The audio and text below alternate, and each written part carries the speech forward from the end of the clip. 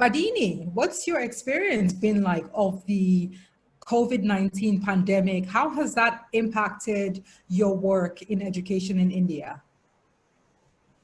Okay, so as you know, India, we just within 2 or 3 days, we had gone into lockdown. So it came as a complete shock to everyone that one day you're going to Yeah, school and one day the children are physically in front of you and the next yeah. day they are not. So it took a lot of time for the schools and for teachers to prepare the content to be available in a digital platform, because you know when you're physically giving a class, when you're in a class, Yeah, the content is different. Like you have your worksheets and you have a lot of stuff which yeah, you're giving to them physically. But then suddenly going online using Zoom or using WebEx was a big challenge, because half of the people, half the teachers don't know how to do it and how to convert the actual physical lesson plan into a digitized version of it was a big challenge. But I think in India most teachers have really taken it up very in a very headstrong manner, and now you see there are n number of classes, n number, like from storytelling and reading and math and STEM, everything. All the schools have gone online. They have like full day school where they have like select the entire periods of study and everything. So initially, I think the first 2 weeks was a big challenge to even convince the parents, right. because in India we have this big thing that we don't want children to be exposed to too much screen time. And till Right. now, the teachers had been telling the parents that avoid the mobile, don't give your child the mobile. And then suddenly we Right. are telling them we are going online. So, you know, your child has to attend our class online. So we were contradicting ourselves, but Yeah. it took parents as well as teachers some time to realize that this is going to be the new normal now, because Right. Right. here the schools are still closed and we don't think that for another 3 to 4 months the schools would open. So instead of wasting time, it has been you know, two-way street where parents and the teachers have come together for the good of the children. So this has, I It's think, really heartwarming. now It's really heartwarming because it seems yes, like your yes, and experience. we Yeah. Go ahead.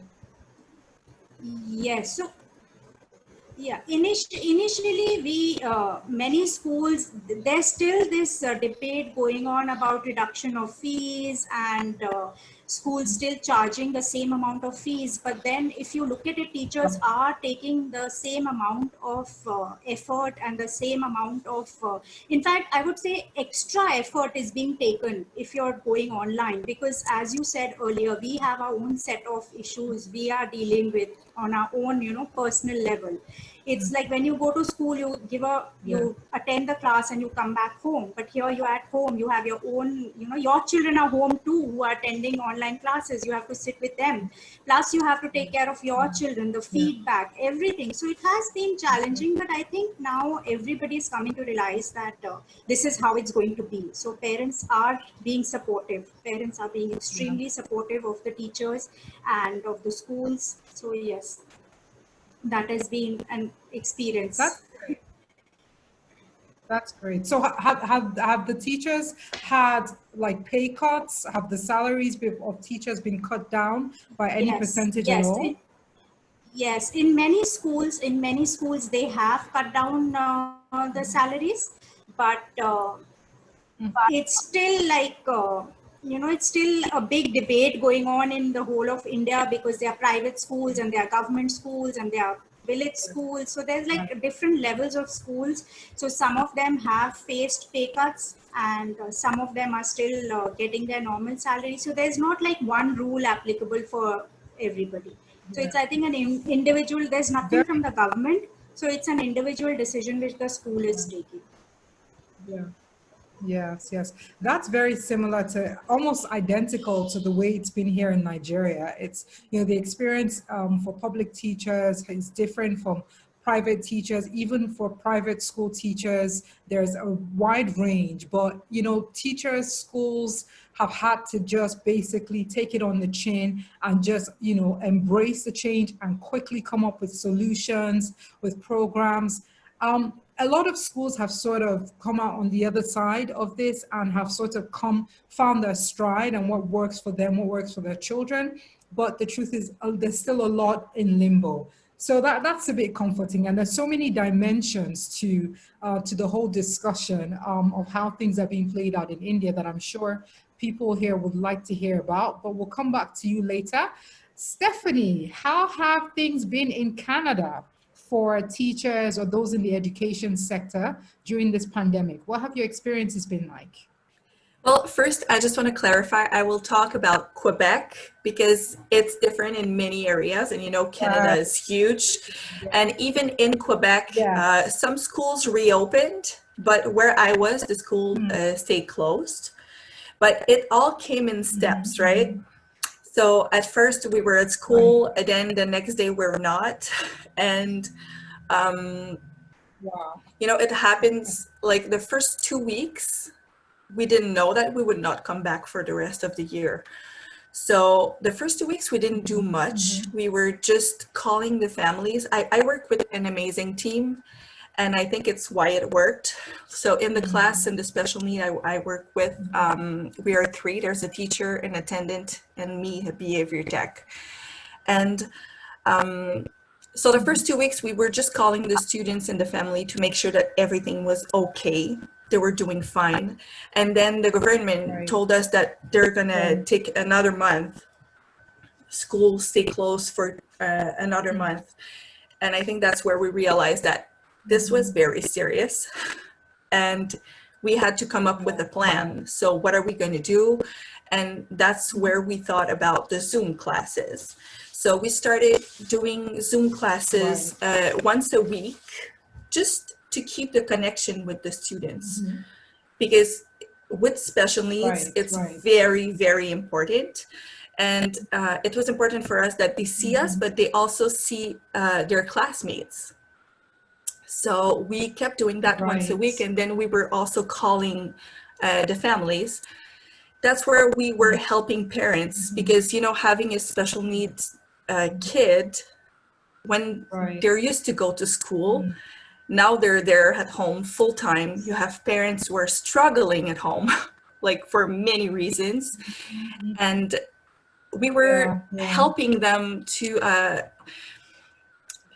keep routines at home, having consistency, rules, consequences, and helping them going through all this process. And after that, they told us that the school would stay closed for another 3 weeks. So then we were, okay, we need to do more than just once a week. But we were really lucky because with our financial system, we knew that we would still get paid even if the school will not reopen. And that really helped us to do our work, because we didn't have to struggle and just worried about our incomes. We were just focusing on our job and focusing on how we can help those kids and teach them the way we can from home. So we were really, really lucky. And, you know, like some of us are complaining about like their pay, and they're saying that they're not paid enough. But when you compare yourself, you realize how lucky you are, right? Yeah. It does give perspective. It does, definitely. So we started doing classes every day, not knowing how the kids would react and how it's gonna work, because we didn't have access. I don't know for you guys, but we didn't have access to school at all. So we were not able to go and get our material. So we had to find, we had to find a really different way to teach. We had to adapt and be really creative. And to be honest, we faced many challenges too. So like there were the material, but there are also like all those technology issues. So some of our kids don't have iPad. Some of the kids don't have access to internet. And some of the kids, their parents are essential workers. So they were at emergency daycares. So they could not be like in front of their computer on the right time. We had to deal with many families who were stressed about like losing their job. Like we are there really lucky, we have our job, we are paid, but it's not the reality for everyone, right? Some were stressed about the pandemic, some were stressed about the education. They were like, how my kid will learn? Is he going to be ready next year? And we could not answer them because we did not even know if we would be able to teach them properly. So we had to go through all this process. And I think the biggest challenge for me was not being able to have a physical contact with the kids. I'm such a touchy-feely person, and it was so hard not being there for them. And you know, when they have a challenge in front of the computer, they're crying because they miss their friends, and you cannot even give them that hug that they need. It was so hard, but thanks God, we had this really strong connection with them. So it was easy to intervene in front of computer. And as a behavior tech, thanks, I speak really loud with my eyes and my face. So I was able to intervene with them when they were doing something wrong, just like saying, Ryan, and he knew exactly what he was doing wrong. But you've a lot of issues here because it's really been an emotional roller coaster for teachers everywhere. There's the issues with communication from the government because the government is not entirely sure itself. So we've had to go like, okay, this is for a little while, and then no, it's for a long time, or no, we're coming back. So it's been very disruptive, and you know, you can't really plan per se. You just have to roll with it.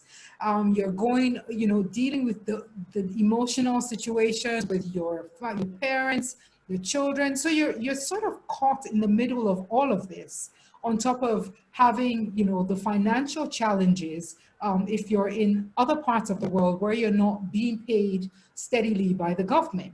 Which brings me to my next question, which is, right, so we know that in many parts of the world, teachers have to supplement their income.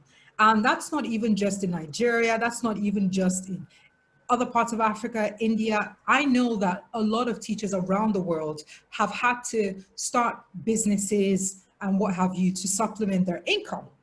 So my next question is, and I'll direct that first to Mrs. O, ethically and practically, teachers, ethically and practically, should teachers combine teaching practice and a business? If no, why? And when is the ideal time to choose whether to teach practice or go to your edupreneur business? And if you think yes, then what tips would you share about balancing this teaching practice and business? You're on the spot, Mrs. O. You're mean. You're mean. Okay, to be honest, I don't have a problem with anyone having streams of income. My worry is with the ethics, with conflict of interest. So if you are a teacher, my worry is if you become your employer's competition.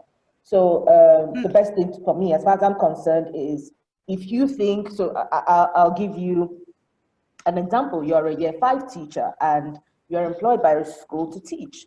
And then you have a side hustle, and your side hustle is also to teach another year 5 student.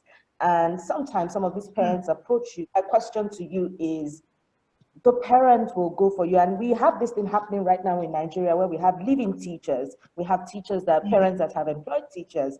And so if I am your employer, I am paying your salaries, no matter how small. I mean, this is where integrity comes in for institutions, where you have to have that conversation with your staff if you have to cut their salaries and everybody's on the same page. Then you take up some form of job that is in direct conflict with your employer. That's what I have a problem with. However, there are things that can be... Let me pause you there for a second, Mrs. O. Let me just be devil's advocate here, right? I don't like that. Okay, let me just push you a little bit further. What exactly does it mean? How do I know as a teacher when my side hustle or my edupreneur gig is in direct conflict with my employer, my job? How do I Okay, know?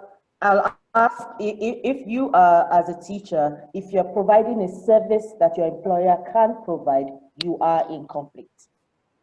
And that's why, Oh, yes, you are, exactly. If a parent, especially if it is a parent from a school that you're teaching, should approach you to give exactly the same service, it is a conflict of interest. That's why you find out in corporations there's a non-compete in everyone's agreement that says you cannot do what your employer does. I mean, we find this happening.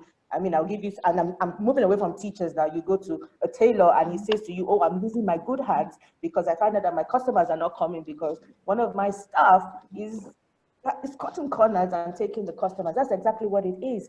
However, I know that there are things teachers can do. And I'll give you an example. I've had to have one-on-one with my teachers in school to say, look, what are you good at? And I'm clear to say, you cannot do what we are doing as a business. I'll respect you if you come to me and say, I would like to resign. I mean, I wish you well, but you cannot be in direct conflict with what we are doing. But hey, you're a teacher, you're a fantastic literacy teacher. Can you write books for children? I'll support you. You have intellectual property that you can put down as an intangible service and sell. But to outrightly, and then, you know, there's this thing of, because everybody's working at home, nobody knows what you're doing 8 to 5. The company, if you're doing a virtual school and school is maybe 9 to 1, you're done with your class maybe at 10 a.m., then you pick up a side hustle and you're doing it with company time. That's actually wrong. So those are things that one has to consider when you're thinking of a side hustle as a teacher. Be sure my employer cannot provide this service. Be sure I am not using company time or company resources, so I cannot take stuff from school to photocopy to go and use somewhere else. That's absolutely wrong. okay, that's profound, Mrs. O. So let me ask other panelists and just sort of stir the pot a little bit. Mr. Aki, okay, no Misters and Mrs. here. Aki, you're also a head teacher in a different part of the country. How do you feel about this whole ethical and practical?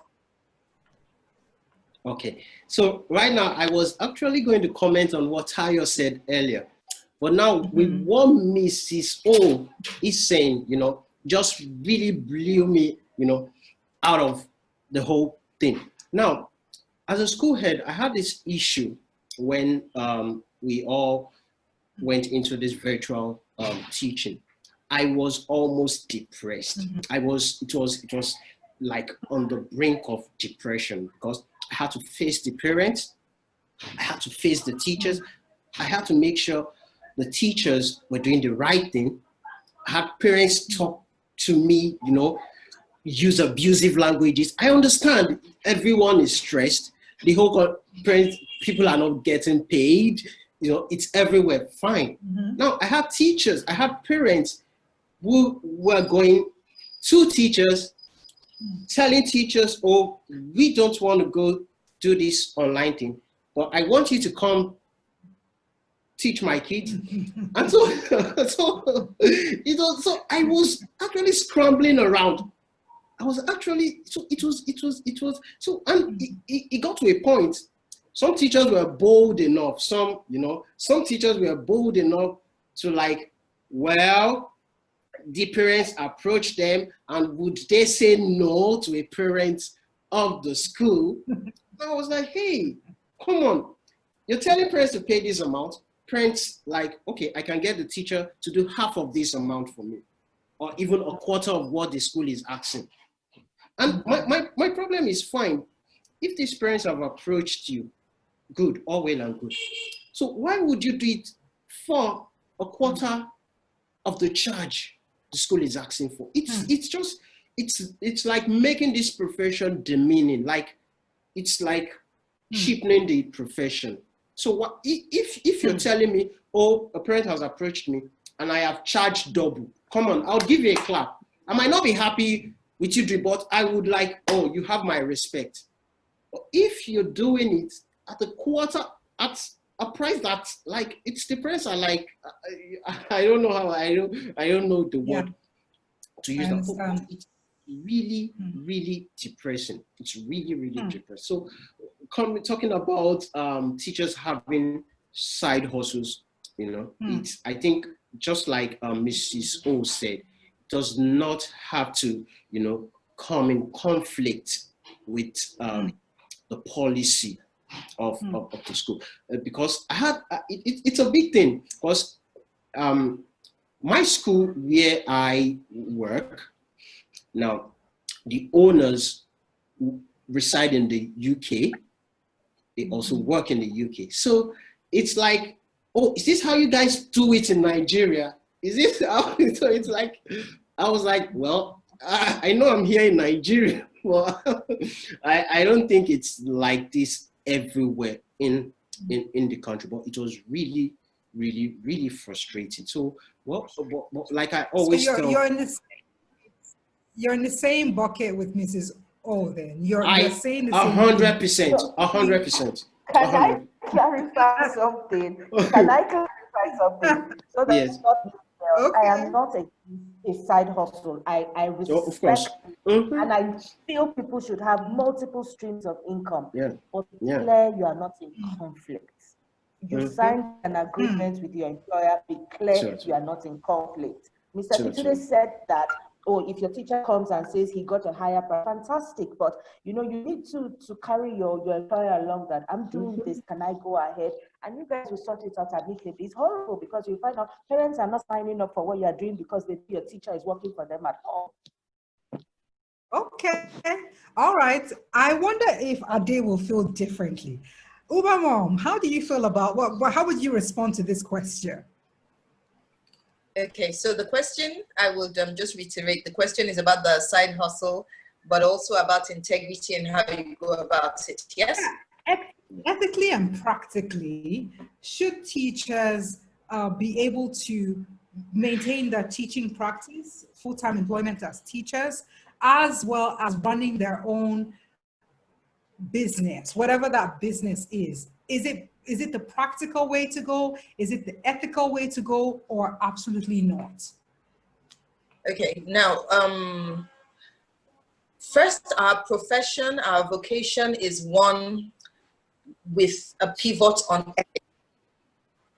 It is important that when you're in a classroom working for an employer, you do not compete. That has absolutely nothing to do with, that has everything to do with every profession in the world. If you do that, you are a dishonest person who lacks integrity and who is a danger to every employer. Simple as ABC. Wow. That by, I'm very black. Yeah. Now, if you're a teacher and you have a different side hustle apart from teaching, I have found, my first degree is psychology, my second is education. I have found that whatever you do apart from teaching, teaching makes you a better whatever that thing is. You know, I have found that. So whether you're someone who makes jewelry at work, we have jewelry, we have someone bed linen, bed sheets, duvets and all that. We have someone who's a tailor. We have at work, we have almost every, we have almost everything. So we don't even have to go far to get anything done. Because just, oh, call Mrs. This. Right. Oh, you need computers, call, you know, so we have all, because my employer totally believes in the second stream of income, but she also will cut off any disloyal employee. I am a year 6 teacher, I am a mom, I'm the deputy head academics, and I also teach other children. Now, I didn't start that personally, just I was waiting for all my own biological children to leave home. So even though I've been teaching for 21 years, I didn't start any teaching side hustle. I had another, but I didn't start any teaching side hustle till 2018, when my last was then going to secondary school. Now, I did not teach any Sunnydale child. I did not. I taught children from other schools. And the one child from the school where I teach, who I taught, was in year 5, writing the 11 pluses in England. And immediately September was going to come and he was going to come to my class. I had told the parents, once this boy gets to my classroom, I will disengage. Right. Integrity Okay, is, so you see, yeah.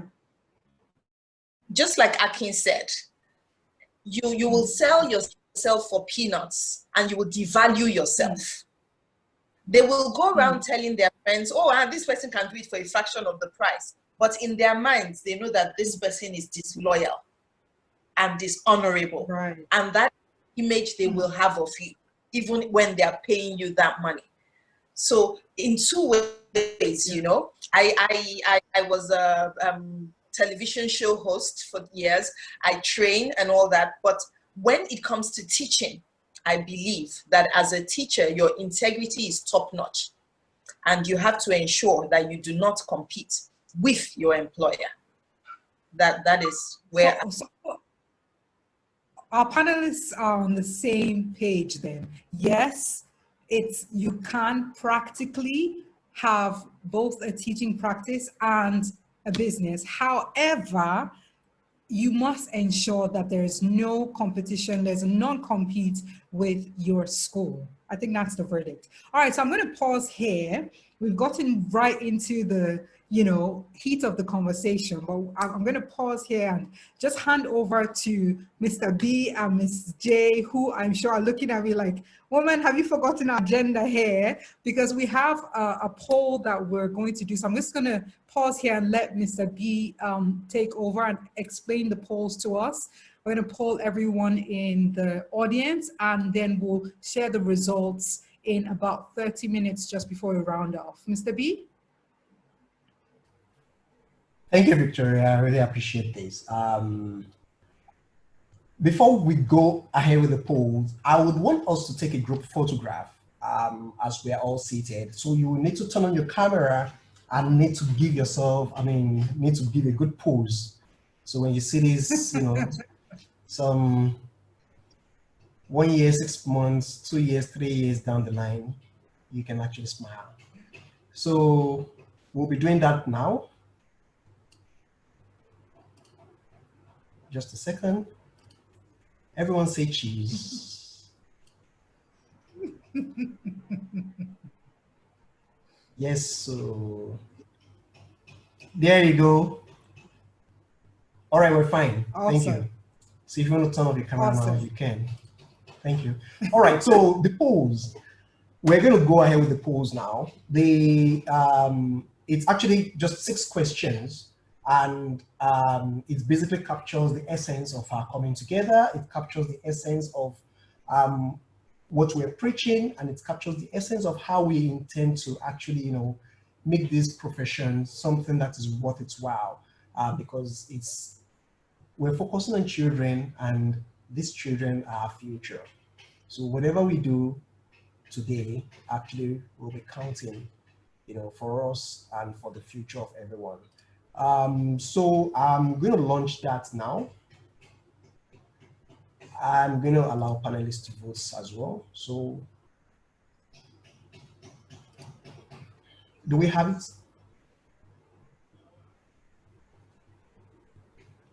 Yes. We all have it. So everyone can vote. Ms. Victoria, do you want to carry on while the voting is going on, or we'll wait till the voting is over? I think we should give just a minute to allow people to read through, because I think I don't want to distract anyone. Right. I'm enjoying filling it out myself. But my next question is about career path. Since it's been established essentially that, yes, it's often practical for teachers to have a business as well as conduct a teaching practice in order to have a steady and robust income stream that allows them give the best to the teaching and learning.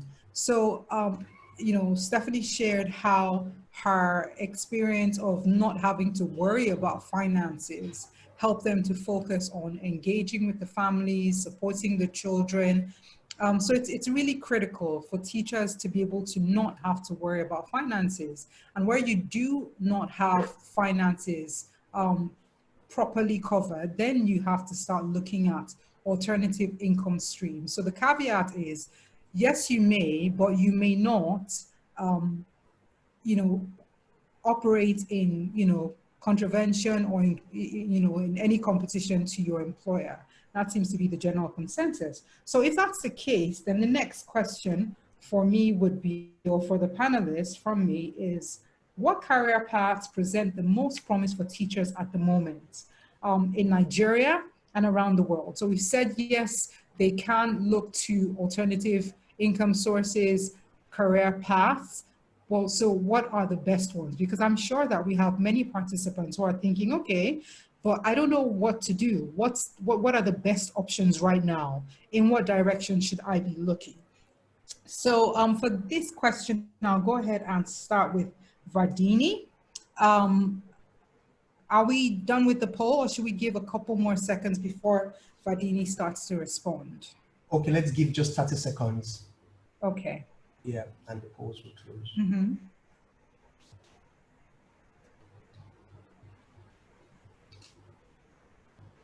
How many questions do we have on the poll, Mr. B? 6 of them. Okay, awesome.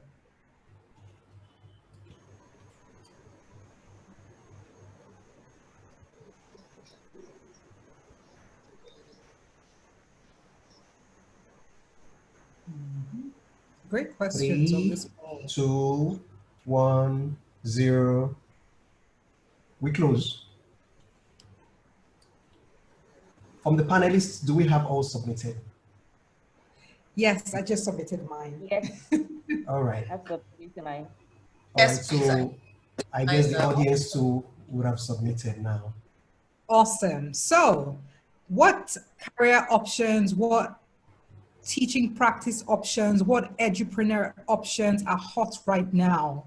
Amidst COVID-19, the COVID-19 pandemic and school closures, teachers are finding green shoots of opportunities in education. So I would like to hear what our panelists think that our educators should be considering. Vardini, what's hot right now?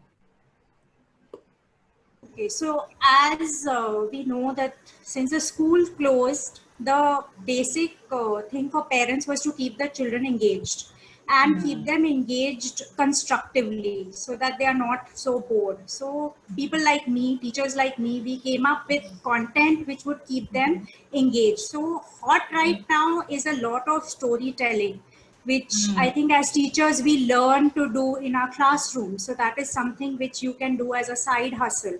You make up your own stories, or you do reading, you read books to the younger ones, you do, you use puppets, or, you know, this is not in direct connection with the school syllabus, but something extra that you're offering the child so the school is not affected.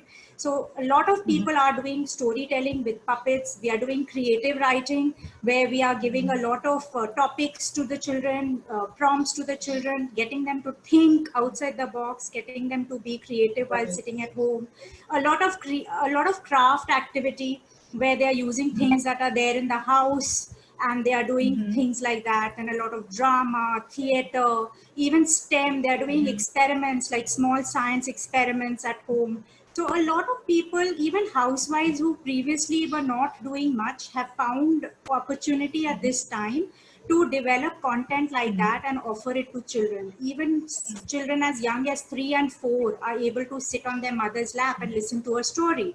And it is very rewarding for the mother as well as the teacher, because she has spent a 1 hour with the child, and the child is happy at the end of it, and there's a small activity to keep the child busy.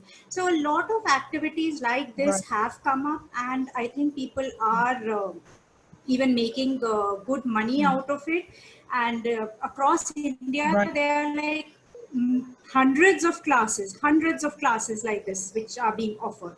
So I think that is something everyone across the world can see. And right now, because the world is a smaller place, because everything is online, it's not that it's only in Nigeria that you can do it. I have students who are, I have people from Singapore, and I have Ghana, and I have US. So, you know, it's a much smaller place. It's, you have to create a niche for yourself. You have to build your brand in such a way that you attract those people and you give value for the money. Basic thing, every parent right now wants value for money, because with incomes cut, with expenditure going up, nobody wants to waste their money. You can't just say, okay, I'm taking a class and I'm charging so and so, but I'm not giving you value for money.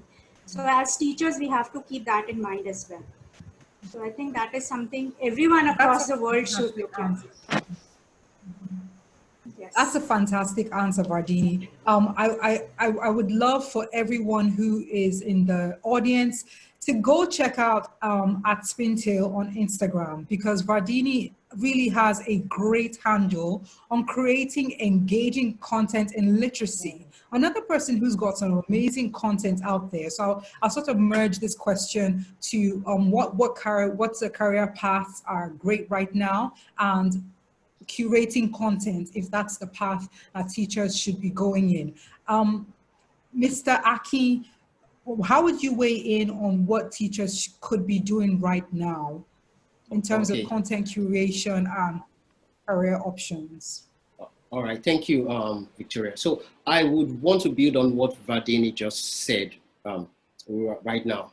Now, there's a whole lot to career paths now, and it could be lateral. You can actually even move on to other professions, but you're still on your purpose lane. But the first thing is to know what you want. You know, I've had a lot of teachers. A question I would always ask them: what is your why? You know, do you know your why? So even if you're in this profession, you can actually even do some other things in engineering, and it still borders around being a teacher.